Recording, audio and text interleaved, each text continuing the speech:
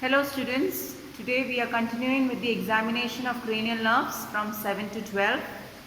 They are facial nerve, vestibulocochlear, glossopharyngeal, vagus, spinal accessory and hypoglossal. So as usual we would be beginning with the performer, that is the biodata, followed by general examination, higher mental functions and coming to the examination proper of the cranial nerves as mentioned before. So the first one is the facial nerve, which is the cranial nerve 7. 7 has a sensory and motor component, of which we would be testing the sensory component in the first part. By assessing the taste sensation from the anterior two-thirds of the tongue. For testing the anterior two-thirds of the tongue for taste sensation, we have 4 liquid solutions here. The sweet solution, salt, bitter and sour. And we would be having to use separate droppers for each taste sensation, and we have cotton or tissue to wipe clean in between the separate taste sensation.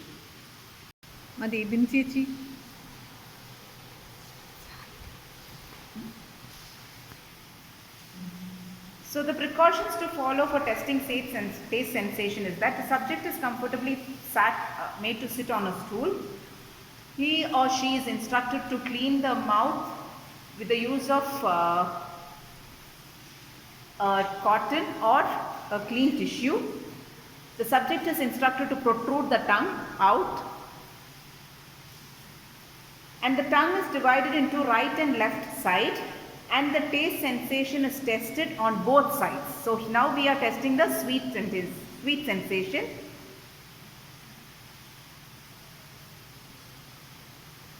Sweet.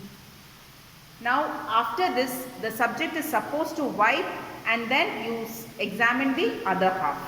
So like this we repeat each taste sensation either after washing your mouth or by cleaning with the help of a tissue.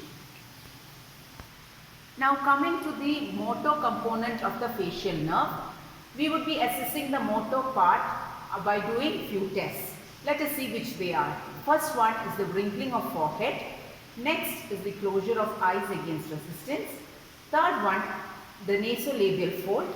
Fourth, the angle of mouth on smiling. Fifth, whistling.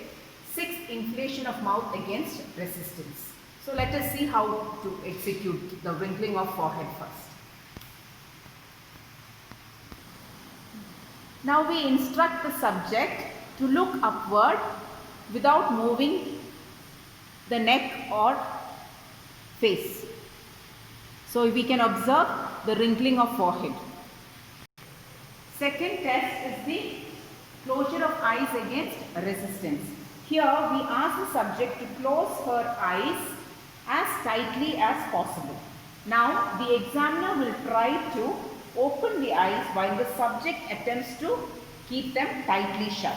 Here the orbicularis oculi, if acting normally, it is impossible to make the eyes open with normal effort. Next, coming to the nasolabial fold, ask the subject to smile without showing the teeth. So here we can observe the nasolabial fold which is equal on both sides. Next, we are assessing the angle of mouth on smiling. So here we instruct the subject to smile or show his upper teeth. So here we can observe there is no deviation of angle of mouth. If there is any facial nerve lesion, there is deviation of angle of mouth to the normal side. Next, we are testing the whistling test. So here we ask the subject to whistle. Here we are testing the orbicularis oris. Next, we are testing the inflating of mouth against resistance or blowing the cheek. You ask the subject to blow out his cheek and look for symmetry of both sides. Now try to expel the air by pressing on the cheeks. You are testing for the buccinator muscle. So next we are doing the vestibulocochlear nerve, which is the cranial nerve 8. This is a pure sensory nerve. We would be assessing the cochlear component of this. The vestibular part is not done. Now for test for hearing. Under test for hearing we have Rinne's test, Weber's test and Schwabach's test. We would be concentrating on Rinne's and Weber's. For test for hearing, we are using the tuning fork.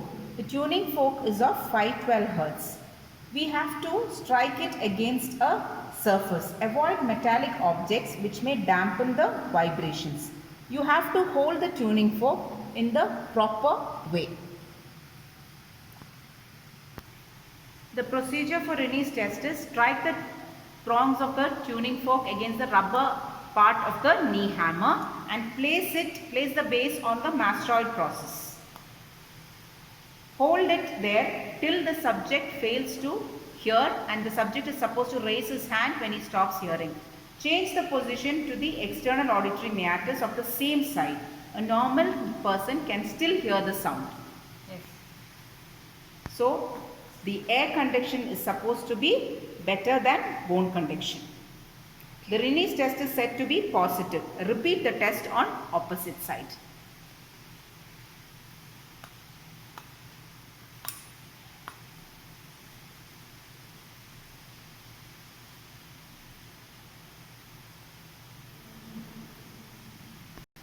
Next is the Weber's test. Strike the tuning fork as mentioned before on the rubber surface and place the base on the forehead or on the vertex. So here we have placed it on the vertex.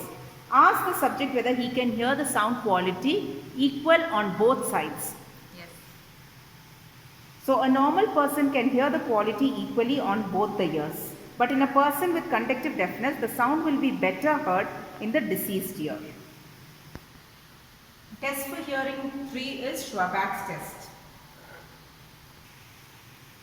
Here we strike the tuning fork on the rubber surface. The bone conduction of the subject and the examiner is compared. So apply the base of the vibrating tuning fork on the mastoid process of the side being tested. Once the subject stops hearing the sound, it is applied to the examiner's side of the mastoid process. This examiner continues to hear the sound means it is defective. Here, I can't hear the sound. So it is normal here. So we infer that the subject's bone conduction is normal in comparison with the examiner's bone conduction, provided the examiner's bone conduction is accurate and normal. Now, coming to the vestibular part of the 8th nerve, we have the caloric test and the rotation test, which we would not be performing. Now let us look at what we infer while we test the facial nerve. So the first test was taste sensation from the anterior 2/3 of the tongue. Now here we should write able to sense all tastes, that is normal sensation. Now for the motor component, we did the wrinkling of forehead, where we would be writing it as present and normal. For closure of eyes against resistance, we would write impossible to open eyes with normal effort. The nasolabial fold, we comment as equal on both sides.